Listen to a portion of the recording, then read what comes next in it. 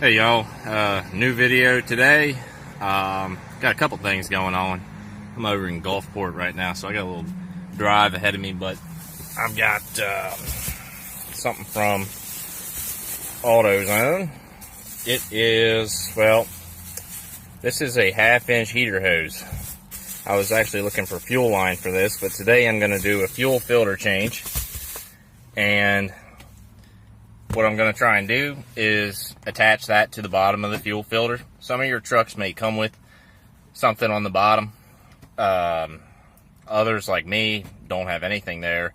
And it makes fuel filter changes a real mess. So what I'm looking to do today is to put that on there. And maybe I'll need a hose clamp. Maybe I won't. Maybe it'll fit nice. And just allow it to drain down into a bucket or something like that.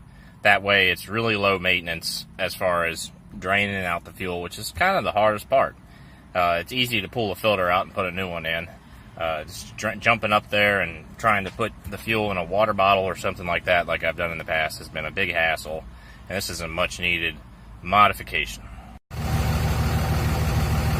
Alright, we're at the fuel station. Let's get some fuel. Today I'm just going to go with some 89 octane.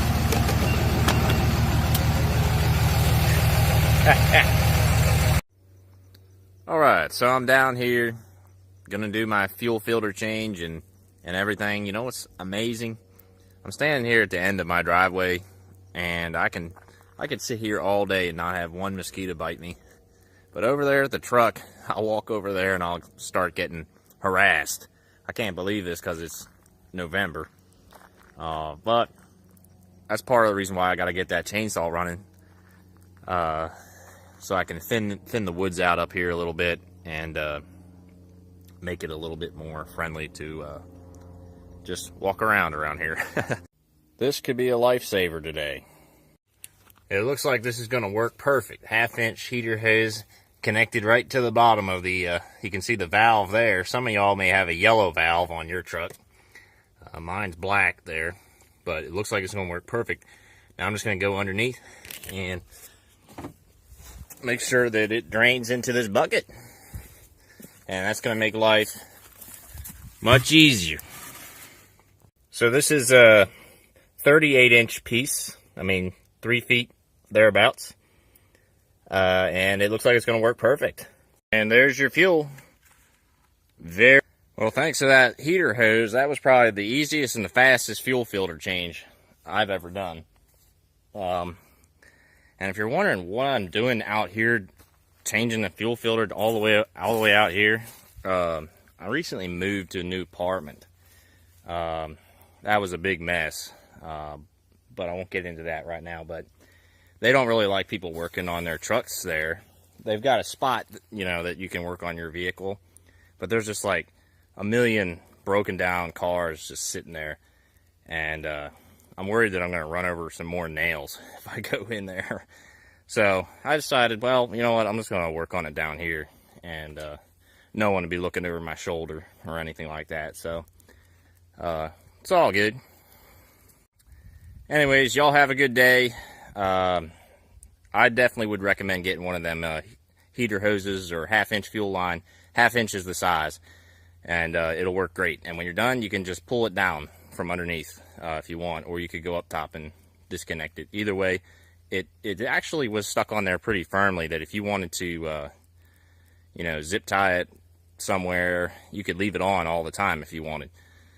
So that's it. Take care. And yeah, about the chainsaw, I forgot. Anyways, this shed thing I got here, a strong cold front blew over a couple weeks ago and blew this thing clear upside down. It was all the way over there somewhere, and everything inside got soaked, including the chainsaw, which has been down here for about a month or so. I didn't have anywhere else to put it, and it's in this protective case,